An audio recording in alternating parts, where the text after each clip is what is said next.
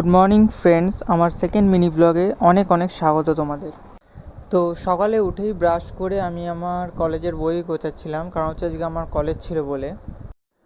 তারপর বইগুলো গোছানোর পর আমি রান্নাঘরে চলে আসি চা করতে। দেন চা হয়ে যাবার পর আমি রুমে চলে আসি। বই পড়ার পর সেটাকে ব্যাগে ঢুকিয়ে একদম রেডি করে নিই ব্যাগটাকে। তারপর অ্যাজ ওয়েল চান করে একদম রেডি, তোমরা দেখতেই পাচ্ছ। দেন বেরিয়ে পড়লাম বাড়ি থেকে মেন রোডের দিকে।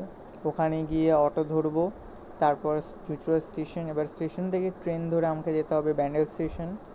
দেন ওখান থেকে কলেজ যাব সবাই বন্ধুরা মিলে। তো স্টেশন থেকে নেমে ফাইনালি অটো ধরে আমরা সোজা কলেজ চলে আসি সবাই মিলে। যেরকম তোমরা দেখতেই পাচ্ছ সামনে, এটাই হচ্ছে আমার কলেজ।